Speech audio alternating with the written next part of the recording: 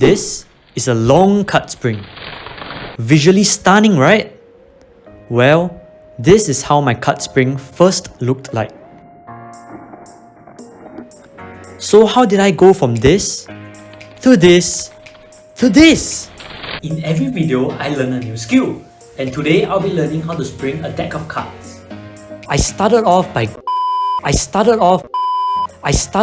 grabbing my deck of cards and trying to shoot cards from one hand to another. But man, is it difficult learning without any direction. If you do it intuitively like this, the card just flies everywhere. So I went to research and stumbled across this useful YouTube comment by Mr. Ed. Here's 3 things I found out. Number 1. Starting off with an old and clumpy deck is the best. Bicycle decks work great too. Secondly, the hand that you hold the cards with should look like a reverse C. And when you're springing the card straightening out at the end, it should look like a sideways U or V. And lastly, it is harder to do the spring with warped cards. So when you're practicing and the card starts to bend inwards, just reverse the deck and spring it on the opposite side. And with many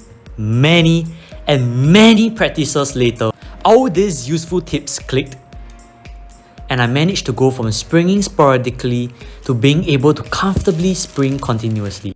Okay, notice how my card springs in a sideways manner? More about that later, just keep that in mind. So I continued trying, but when I tried to move my hands wider apart, it started to get frustrating. All my practices looked something like this.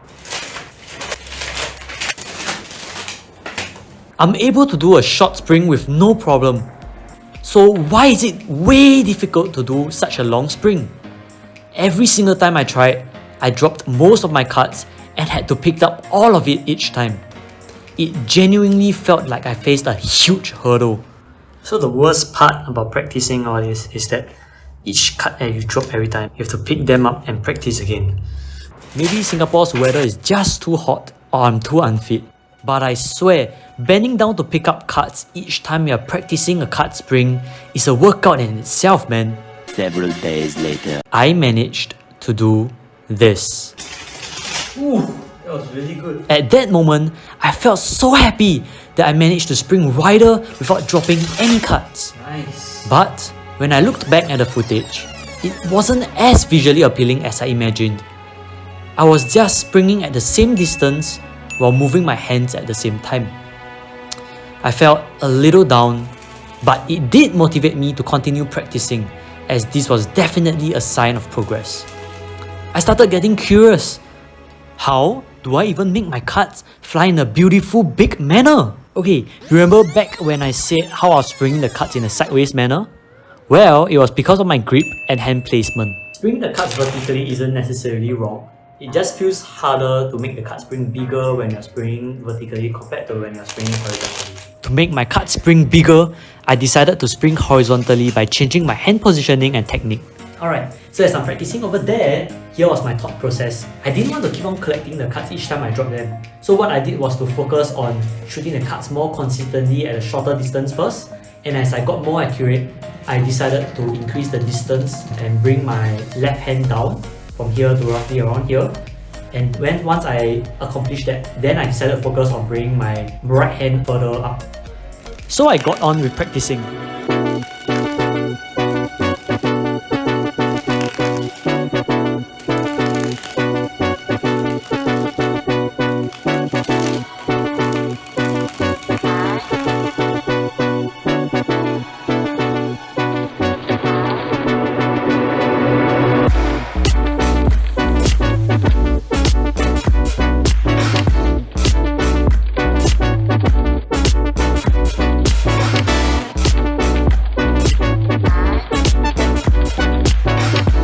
I practice springing each card individually.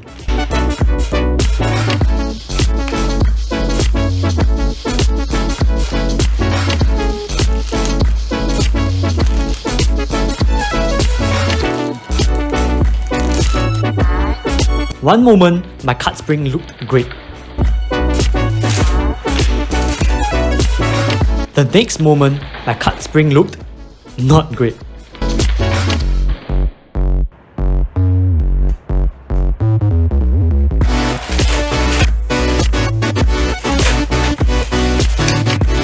There were even moments when I started getting blisters. Oof, after practicing my hands, it's a little roughed up.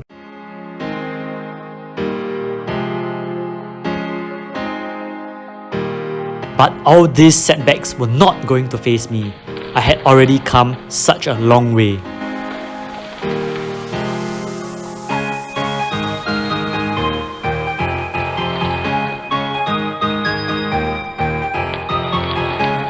So I just practiced, and practiced.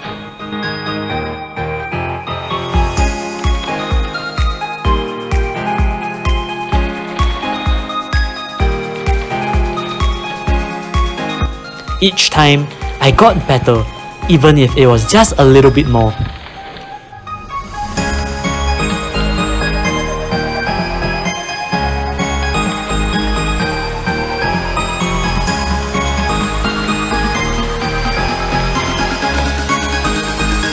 With so many failures, there comes a success.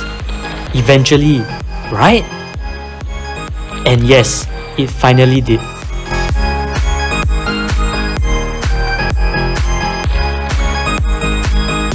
Okay, let me check the footage real quick. I think I just did it.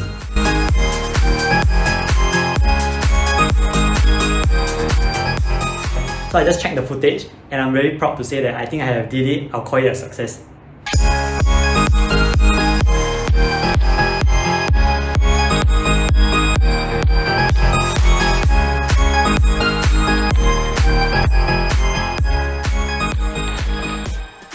So this was my journey of learning the cut spring, and despite all the challenges I faced along the way, I really love this cut spring element because to me it's a very unique type of art form that actually allows me to express my creativity through this beautiful cut flourish. And to be honest, it's a bit like a peacock showing off its feathers. Anyways, one of the biggest tips that actually allowed me to achieve this skill of the cut spring was actually by changing my hand technique and position in order to spring from vertically to springing more horizontally like this.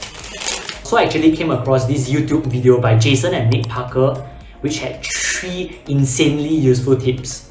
Firstly, my pinky for my left hand was positioned like this initially, and this meant that cuts could fall out from this big hole right here. Instead, by changing your pinky's position, you can better stop the cuts from moving. Secondly, I changed my grip position from this to this. Apparently, it allows for more control by only relying on your thumb pressure and keeping the rest of your fingers straight. And lastly, for a bigger cut spring illusion, you drop and lead, meaning your collecting hand goes down while your springing hand goes up. This video of springing the cuts is really quite similar to my previous video where I learned to write with my left hand, and the links will be up right here. Both videos require the use of a lot of dexterity as well as coordination between your hands. I hope you guys enjoyed watching the video.